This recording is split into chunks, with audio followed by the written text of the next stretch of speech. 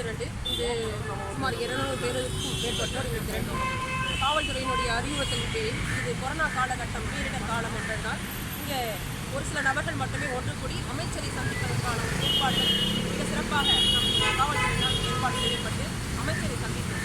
அதாவது மக்களால் மக்களுக்காக நான் என்று வாழ்ந்து காட்டிய அம்மையாரால் பணியமர்த்தப்பட்ட நாங்கள் இதுவரை 9 ஆண்டு காலம் பல இக்கட்டுகளை கடந்து வந்திருக்கிறோம். கடைசி இந்த காலத்தில் கண்டிப்பாக அமைச்சர் அவர்கள் எங்களுக்கு செய்வார் என்ற நம்பிக்கையோடு தான் வெளியே வந்தோம். அமைச்சரும் அதற்குண்டான ஒரு நல்ல பதிலை எங்களுக்கு அளித்தார். இதை சந்திக்கும் பொழுது உங்களுடைய கோப்புகள் அனைத்துமே முதல்வரிடம் சென்றிருக்கிறது என்ற தகவலையும் எங்களுக்கு பகிர்ந்தார்.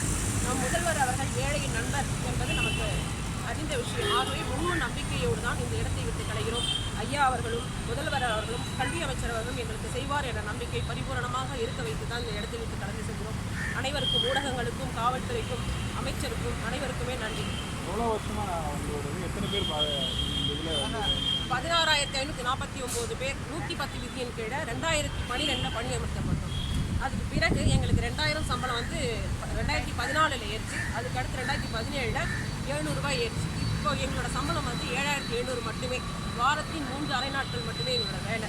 அது எங்களோட வேலையும் எங்களுக்கு நிம்மதி தரலான்றதை கோரிக்கையை வச்சோம். ஐயா அவர்கள் செவிசாய்த்திருக்கிறார். எங்களுக்கு நல்லது நடக்கும் என்ற நம்பிக்கையும் இருக்கிறது.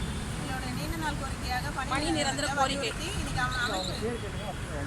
என் பேர் கா. ஜெயப்பிரியா, திருவண்ணாமலை மாவட்டம்.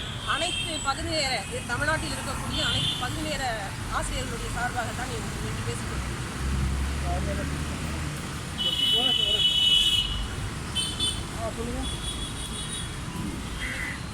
இன்னைக்கு தமிழ்நாட்டில் இருக்க பகுதி நேர ஆசிரியர் அனைவரும் மகளிர் அமைப்பாக ஒன்று திரண்டு ஐயாவுடைய கவனத்தை, கல்வித்துறை அமைச்சருடைய கவனத்தை ஈர்க்கும் வகையில் எங்களுடைய நீண்ட நாள் கோரிக்கையாக பணி நிரந்தரத்தை வலியுறுத்தி இன்று அமைச்சர் அவரை நேரடி பார்வையில் கோரிக்கை மனுவாக கொடுக்கப்பட்டோம்.